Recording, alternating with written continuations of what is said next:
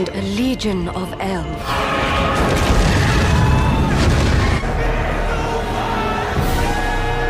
And marked his flesh with a symbol. I wish I could be one of them.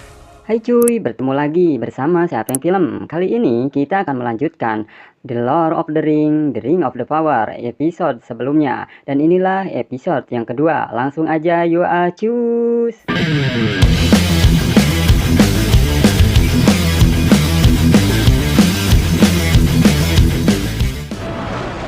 Di episode sebelumnya, Nori melihat sebuah cahaya api melintas dari langit yang terjatuh. Rupanya cahaya itu berisi seorang makhluk tinggi besar yang entah berasal dari negeri mana.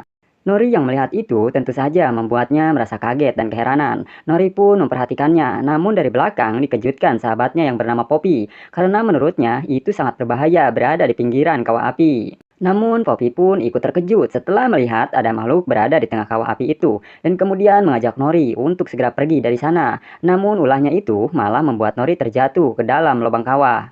Nori yang berada di antara api tidak merasakan apa-apa, apalagi terasa panas. Dan Nopi menyuruhnya agar menjauh dari makhluk itu. Namun bukannya menjauh, Nori penasaran malah mendekatinya dan menyentuh pipi makhluk itu. Namun tiba-tiba...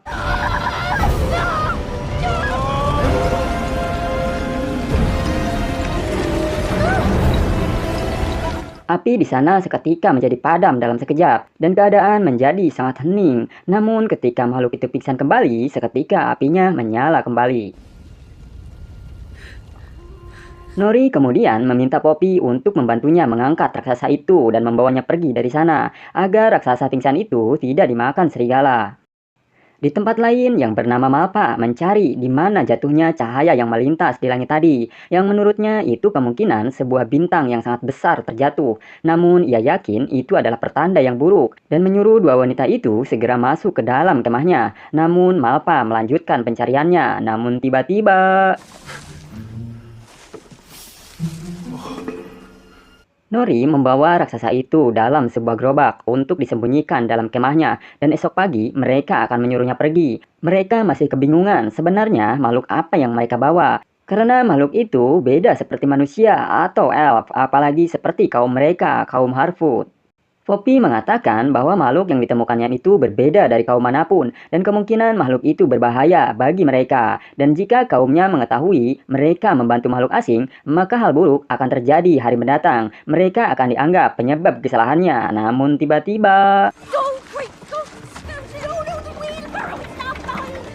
Mereka pun menyembunyikan makhluk itu dalam kemah, jauh dari kemah kaumnya, berharap esok pagi makhluk itu sadar dan mampu untuk berjalan pergi sendiri. Poppy bertanya kenapa Nori melakukan semua ini. Nori pun menjawab bahwa ia merasa itu tanggung jawabnya. Ia meyakini bahwa makhluk itu berbeda dan sangat penting. Menurutnya makhluk itu bisa mendarat dimanapun semaunya. Namun ia malah memilih di wilayah kaum Harfoot. Dan Nori merasa yakin pasti ada alasannya di balik kejadian itu. Sama seperti ia menemukannya. Di tempat lain, Arondir dan Brown memasuki perkampungan yang terbakar untuk memeriksa sebenarnya apa yang terjadi di kampung itu. Di sana, semua orang menghilang dan mereka tidak menemukan tanda-tanda orang mati atau orang yang cedera, dan mereka yakin itu bukan akibat bencana. Apalagi Arondir menemukan sebuah lubang yang tak mungkin dibuat oleh seorang manusia. Melihat hal itu, Arondir menyuruh Brown untuk memberitahukan warga di kampungnya, karena lubang itu terlihat menuju lokasi kampungnya, dan Arondir pun turun memeriksa sebenarnya apa yang ada di lubang itu. Lalu kita pergi ke wilayah Eregion, yaitu Alam El Pandai Besi. Di sana terdapat sebuah ciptaan yang sangat indah, namun juga penuh derita, yaitu sebuah martil yang bernama Peanor, yang konon katanya musuhnya Morgoth pernah mencurinya dan sangat mengagumi martil itu, sehingga berminggu-minggu Morgoth hanya memandanginya begitu dalam. Hanya setelah air matanya jatuh mengenai Peanor, ia kembali dihadapkan kejahatannya sendiri dan lamunannya pun pecah. Hingga sejak saat itu, Peanor kehilangan cahaya keindahannya. Kini si pandai besi yang bernama Lor ingin membuat ciptaan yang lebih hebat dari martil Peanor. Namun, ia merasa kesulitan dan meminta Elrond untuk membantunya membuat sebuah menara yang akan dijadikannya tungku peleburan besi. Yang tentu saja tungku yang memiliki panas seperti lidah naga. Dan Lor mengatakan ciptaannya akan mengubah dunia. Namun untuk membangun menara itu, kaum elf membutuhkan tenaga yang sangat besar, sehingga Elrond berinisiatif akan pergi kepada kaum kurcaci yang sangat pandai dalam membangun.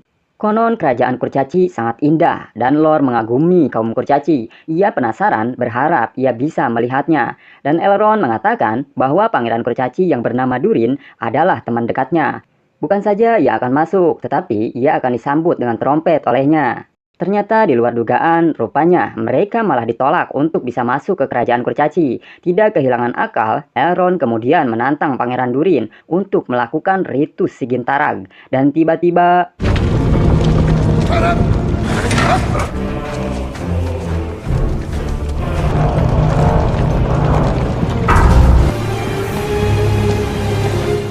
ia pun kemudian masuk melintas jembatan dan benar saja semua bangunan di sana nampak terlihat sangat mengagumkan. Elrond dibawa ke sebuah ruangan dan bertemu dengan sahabat lamanya, Durin.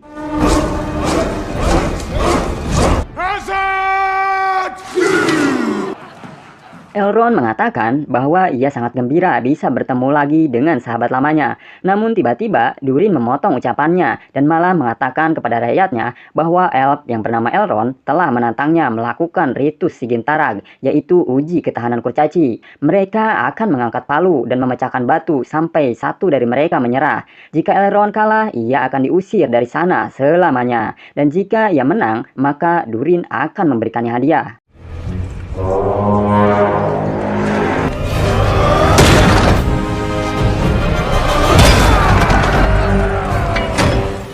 Di waktu yang sama, Nori mengunjungi makhluk yang ditolongnya semalam, namun ia tidak menemukannya dalam sebuah tenda. Rupanya, makhluk itu sedang menggambar sesuatu yang entah gambar apa yang dibuatnya. Namun tiba-tiba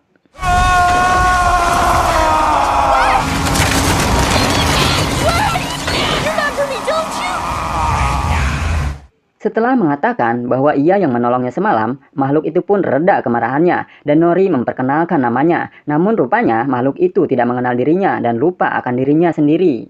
Nori kemudian memberikan makanan yang rupanya makhluk itu juga tidak mengerti cara makannya dan malah melahap hewan bentuk keong itu beserta cangkangnya. Ketika Nori menanyakan di mana asalnya ia tinggal, ia malah menulis sesuatu di tanah dan mengatakan, Manaure, Manaure, Manaure. Yang entah apa, Nori tidak mengerti yang dikatakannya.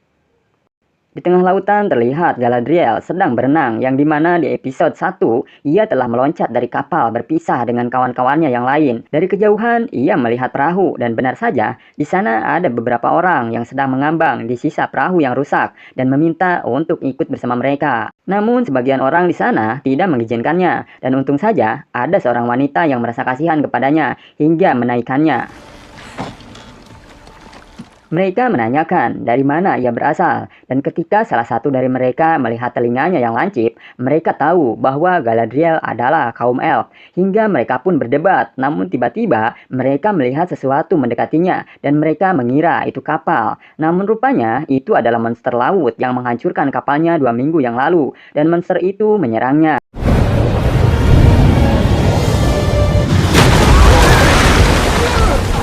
Mengalami penyerangan monster kembali, wanita yang tadinya kasihan kepada Galadriel merasa ditipu dan mendorongnya. Menurutnya, kedatangan Galadriel lah yang telah menyebabkan si monster mengetahui keberadaan mereka.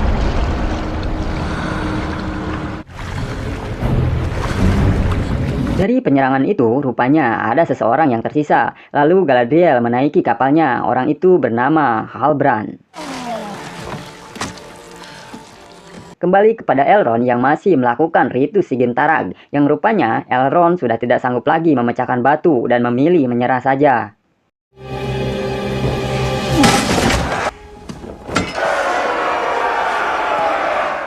Sebelum pergi, Elrond meminta sahabatnya untuk mengantarkannya keluar. Di atas lift, Elrond memuji Durin dengan perubahan kotanya yang begitu sangat cepat dan meminta sahabatnya untuk memberitahukan apa rahasianya bisa secepat itu. Namun Durin malah menolaknya mentah-mentah. Merasa temannya kini sudah berubah, Elrond kemudian menanyakan sebenarnya apa yang terjadi. Maka dengan marah, Durin mengatakan bahwa Elrond menemuinya hanya ada maunya saja dan sudah melupakan ikatan persahabatan mereka selama 20 tahun ini. Bahkan Elrond tidak datang di hari pernikahannya dan juga tidak datang ketika kedua anaknya lahir. Dan kini ia malah datang meminta bantuan setelah apa yang ia lakukan. Elrond kemudian meminta maaf dan berharap bisa bertemu dengan istri dan anaknya untuk meminta maaf pula. Mendengar hal itu, Durin mengizinkannya untuk bertemu keluarganya, namun dengan syarat setelah itu agar ia cepat-cepat pergi dari sana. Namun setelah bertemu, istrinya merasa senang sekali dan malah mengajaknya untuk tinggal dan makan malam. Mereka pun mengobrol tentang awal pertemuan mereka yang mengatakan bahwa Durin butuh waktu 5 minggu untuk mendekatinya hingga mereka pun menikah dan mempunyai anak. Istrinya sangat bahagia sekali dengan kedatangan Elrond, namun beda dengan Durin yang masih merasa kesal karena menurutnya ia datang hanya karena perintah rajanya untuk memanfaatkan Durin saja, bukannya ingin menemui sahabatnya. Namun Elrond meyakinkan bahwa ia mengunjunginya karena keinginannya dan hanya meminta agar Durin mendengarkan usulnya saja. Dan untung saja di sana ada istrinya yang bisa menenangkan perselisihan kecil mereka. Merasa sudah terlalu lama, Elrond berpamitan untuk pergi. Namun melihat istrinya yang kecewa melihat Elrond akan pergi, kemudian Durin menyuruhnya untuk duduk kembali dan menceritakan usulnya itu agar ia bisa menceritakan kepada raja, yaitu ayahnya sendiri. Kembali ke Galadriel yang kini masih mengambang di lautan yang bertanya kepada Halbrand kenapa mereka selalu menyalahkan kaum elf. Apa mereka kaum elf yang membuatnya terdampar di sini? Halbrand mengatakan bukan kaum elf yang membuatnya mereka terusir dari negerinya yang mengakibatkan ia terdampar, melainkan mereka kaum orc. Mendengar nama orc, ia teringat dengan simbol Sauron dan bertanya di mana asalnya Halbrand tinggal dan mengajak Halbrand untuk merebut kembali kerajaannya dari orc karena mereka mempunyai musuh yang sama. Dan Galadriel meminta Halbrand untuk mengantarkannya dan menyelidiki seberapa besar kekuatan orc dan dipimpin oleh siapa karena menurutnya diam bukan pilihan yang tepat. Halbrand mengatakan bahwa ia berasal dari negeri selatan. Namun mendengar hal itu, apalagi melihat Gabriel tidak memiliki pasukan, Halbrand tidak tertarik untuk merebut kerajaannya kembali, karena ia pikir itu mustahil melawan kekuatan orc yang sudah begitu besar. Kembali kepada Bronn yang berlari dan memberitahukan warga kampungnya bahwa desa sebelah telah hancur dan penghuninya semuanya menghilang. Di sana, ia menemukan lubang yang kemungkinan itu lubang yang dibuat monster yang telah memakan warga di sana. Namun lubang itu ini terlihat menuju ke arah kampung ini dan Bronn menyuruh mereka pergi dari desa ini karena dalam keadaan bahaya. Warga yang sudah diliputi kebencian kepada kaum elf, mereka mengira bahwa itu siasat elf Arondir saja untuk mengusir mereka dari desa itu.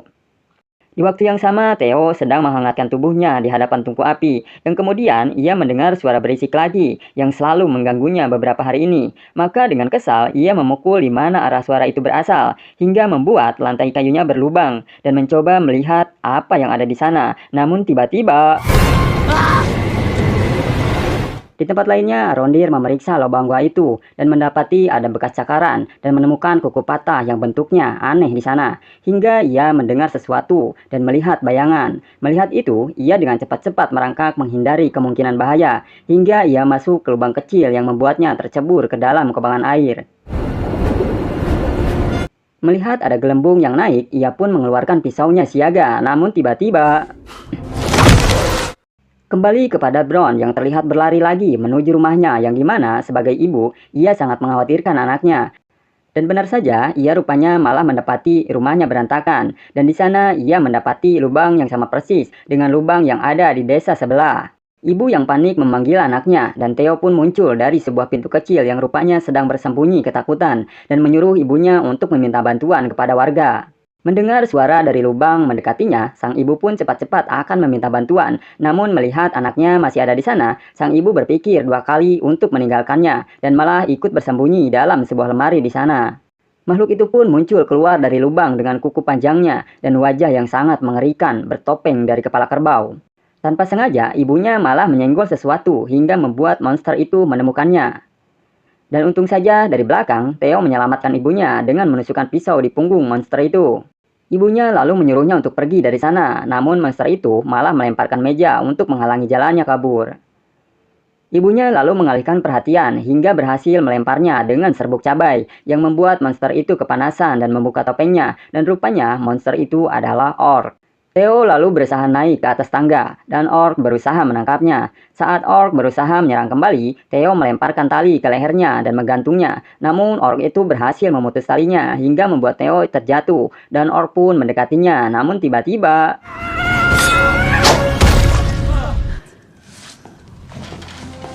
kembali ke lautan yang kini mereka sedang dilanda badai. Mereka berusaha menyelamatkan dirinya, dan Galadriel mengikat tubuhnya ke sebuah tiang agar tidak terpental keluar. Namun tiba-tiba petir menyambar tiang itu yang membuat Galadriel terjatuh ke dalam laut. Melihat itu, Halbrand menolongnya dan berusaha membuka ikatan tambang yang mengikat di tubuhnya, dan mereka pun berhasil naik kembali ke kapal mereka. Nori dan Poppy lalu mengunjungi raksasa lagi dan mengatakan ia beberapa hari lagi akan berpindah pengungsiannya dan mereka sangat ingin sekali membantunya, namun ia tidak dapat berbuat apa-apa. Raksasa itu lalu menoleh dan melihat lentera yang dipegang Poppy yang rupanya lampu itu terbuat dari kumpulan kunang-kunang. Dengan kesaktian yang dimiliki raksasa, tiba-tiba lentera yang dipegangnya menjadi bergetar sendiri hingga membuatnya terjatuh. Raksasa itu menangkap beberapa kunang-kunang dan membisikkan sesuatu kepadanya, dan rupanya raksasa itu sedang membuat sesuatu petunjuk dengannya, hingga membuat kunang-kunang itu menyerupai bentuk rasi bintang. Nori mengatakan ia tak pernah melihatnya, namun ia tahu di mana bisa menemukannya. Namun tiba-tiba semua kunang-kunang di sana semuanya mati seketika. Durin kemudian membicarakan hal yang disampaikan Elrond kepada ayahnya, namun ayahnya mengatakan bahwa Durin memiliki kelemahan jika menyangkut dengan kaum elf. Ayahnya menyuruhnya agar jangan terlalu percaya, karena batu dan palu itu berbeda. Suatu waktu, pada akhirnya salah satu pasti akan pecah, kemudian membuka sebuah peti yang isinya entah apa. Simak di episode berikutnya ya. Lanjut lagi kepada Theo yang sedang membuka bungkusan yang berisi sebuah pedang Sauron yang patah yang ditemukannya. Namun tiba-tiba darah di lukanya tersedot sendiri oleh pedang itu, sehingga pedang itu mengeluarkan api dan patahannya kembali memanjang sendiri menyempurnakan diri. Ibunya kemudian memanggilnya untuk segera pergi dari sana, menghindari kemungkinan serangan orc berikutnya. Lalu kembali kepada Galadriel yang lemas dan dibangunkan sebuah bayangan seseorang di atas perahu. Siapa sih dia? Dan film pun bersambung. Di episode ini banyak sekali pertanyaan yang belum terjawab, yang belum kita mengerti. Untuk mengetahuinya, kita simak episode selanjutnya. Namun jangan lupa subscribe dan nyalakan loncengnya ya, agar tidak ketinggalan episode selanjutnya. Bye-bye.